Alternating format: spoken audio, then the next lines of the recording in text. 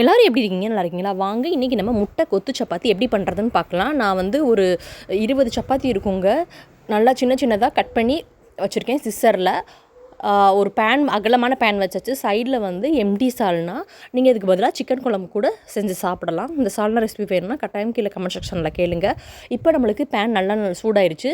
இதில் ஒரு 2 table spoon அளவுக்கு நம்ம எண்ணெய் ஊற்றிக்கலாம். 2 டேபிள் ஸ்பூன் ஊற்றினா தான் நம்மளுக்கு வந்து சாப்பிடும்போது நல்லா சூப்பராக இருக்கும். இப்போ இதில் ஹோல் ஸ்பைசஸ் சேர்த்துக்கலாம். கொஞ்சமாக பட்டை, அது கூட கல்பாசி, 1 டீஸ்பூன் அளவுக்கு சோம்பு சேர்த்து நல்லா பொரிஞ்சதும் 1 டீஸ்பூன் கருவேப்பிலை பொடி கொஞ்சமாக சேர்த்துட்டு, ஒரு மீடியம் சைஸ் பெரிய வெங்காயத்தை சின்ன சின்னதாக கட் பண்ணி இது கூட சேர்த்து, வெங்காயம் வந்து நல்லா கண்ணாடி பதம் வர்ற அளவுக்கு வதங்கினதும் 2 குட்டி குட்டி தக்காளி நறுக்கிக்கிறேன். நம்ம வீட்டில் பெரிய தக்காளி இருந்தால் ஒரே தக்காளி கூட நறுக்கிக்கோங்க.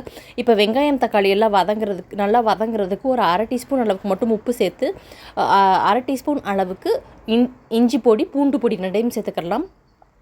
நீங்கள் இஞ்சி பூண்டு பேஸ்ட் இருந்துச்சுன்னா அது கூட சேர்த்துக்கோங்க.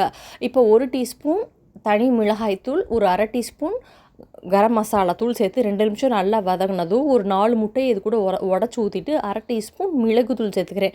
காரம் வந்து குழந்தைங்க ரொம்ப கம்மியாக தான் சாப்பிடுவாங்க, அதனால் நான் கம்மியாக தான் சேர்த்துக்கிறேன். நீங்கள் வேணும் அப்படின்னா கொஞ்சம் கூட சேர்த்துக்கோங்க. இப்போ நம்ம கட் பண்ணி வச்சுருக்க சப்பாத்தி எல்லாத்தையும் இது கூட போட்டுக்கலாம். அந்த முட்டையோட போட்டுக்கிட்டு ஒரு நிமிஷம் மட்டும் அப்படியே விட்டுட்டோம் அப்படின்னா முட்டை லைட்டாக இதார மாதிரி இருக்கும். அடியிலேருந்து நல்லா அடி விட்டு அப்படியே கிளறி கொடுத்துக்கிட்டே இருந்தோம் அப்படின்னா முட்டை வந்து நல்லா இதோட மிக்ஸ் ஆகி வந்துடும்.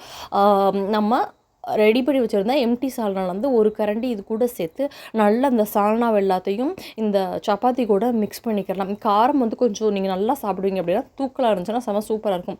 1/2 டீஸ்பூன் அளவுக்கு இன்னும் கொஞ்சம் உப்பு சேர்த்துட்டு மறுபடியும் அந்த எம்டி சால்னாவில் வந்து சேர்த்துக்கலாம். இன்கேஸ் நமக்கு வந்து சிக்கன் குழம்பு அப்படி இருந்துச்சுன்னா நீங்கள் அது கூட இது கூட சேர்த்து சாப்பிட்டீங்கன்னா சூப்பராக இருக்கும்.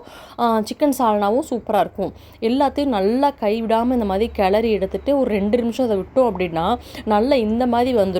லாஸ்ட்டில் வந்து கை நிறைய மல்லி இலை சேர்த்து நம்ம அடுப்பு ஆஃப் பண்ணிட்டா ரொம்ப ரொம்ப அருமையான நல்ல வாசமாக நம்மளுக்கு சப்பாத்தி முட்டை கொத்து ரெடிங்க. செம சூப்பராக இருந்தது. நேற்று சால்னா இல்லாமல் சாப்பிடவே கூடாது. சால்னா தான் ஹைலைட்டே. நல்லா சால்னா அல்லது சிக்கன் குழம்போடு சாப்பிடும்போது அவ்வளோ ஒரு அருமையாக இருந்தது. எல்லோரும் சாப்பிட்டு ரொம்ப ரொம்ப சூப்பராக இருந்தது அப்படின்னாங்க. பாருங்கள், நான் தட்டில் பரிமாறுறேன். நான் அவ்வளோ நல்லா இருந்துச்சுங்க சால்னாவோட சாப்பிட்றதுக்கு. செம்ம டேஸ்டான இந்த சப்பாத்தி கொத்தை நீங்கள் ட்ரை பண்ணி பாருங்கள். உங்களுக்கு வந்து இந்த கொத்து சப்பாத்தி பிடிக்கும்னு நினைக்கிறேன். பிடிச்சிருந்துச்சு அப்படின்னா ப்ளீஸ் சேனலுக்கு வந்து சப்ஸ்கிரைப் பண்ணுங்கள், கமெண்ட் பண்ணுங்கள், ஷேர் பண்ணுங்கள், உங்கள் ஃப்ரெண்ட்ஸ் அண்ட் ஃபேமிலிக்கும் சொல்லுங்கள். ரொம்ப ரொம்ப எம்மியான இந்த கொத்து சப்பாத்தியை நீங்கள் ட்ரை பண்ணி பாருங்கள்.